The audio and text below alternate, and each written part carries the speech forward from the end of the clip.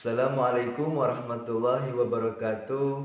Pak Anes, Mbak Nisa, bagaimana kabarnya? Alhamdulillahirabbil alamin. Semoga baik-baik saja semuanya ya.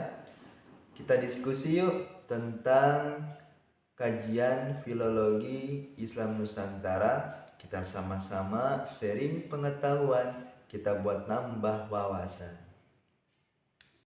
Ayo Kang Doni, eh, saya punya pertanyaan nih. Yang pertama, dalam Islam Nusantara itu terdapat kajian filologi.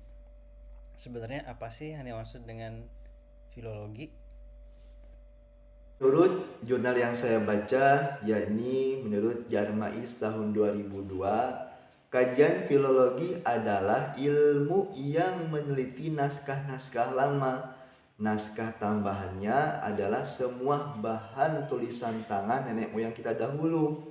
Terdapat pada kertas, terus juga ada lontar, kulit kayu, dan rotan.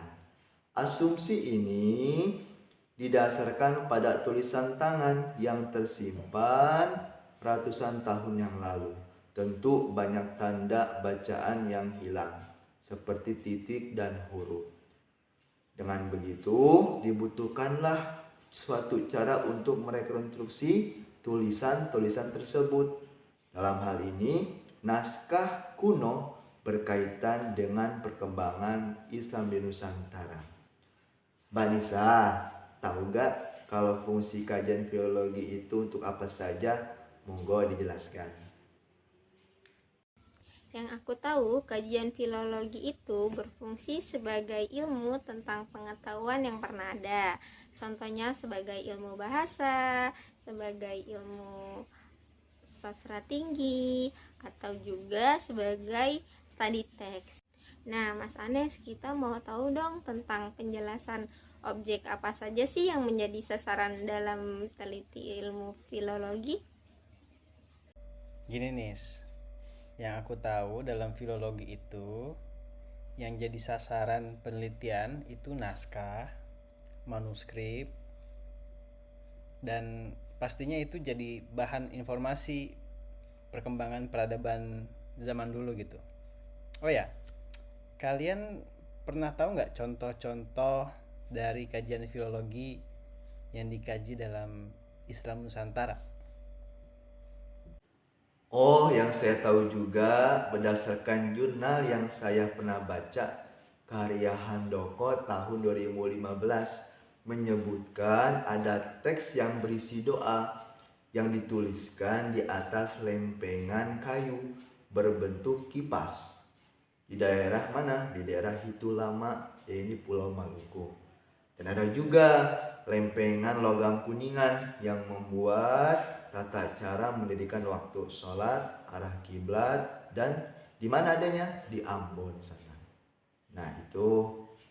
Bisa ada juga loh Pak penemuan naskah Al-Quran kuno koleksi dari Hathaway di Ambon yang diperkirakan dibuat tahun 1590 Masehi, dan banyak lagi penemuan manuskrip kuno di wilayah Nusantara.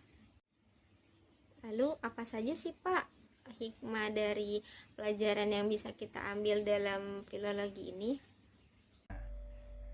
Kesimpulannya, dengan mengeksplorasi manuskrip Islam Nusantara itu agar kita nih sebagai generasi sekarang bisa membaca sama juga untuk mengambil manfaat dari ilmu yang terkandung di dalam objek-objek tersebut, sehingga ada ketersambungan pengetahuan antar generasi kita sekarang dengan generasi Islam di masa lampau.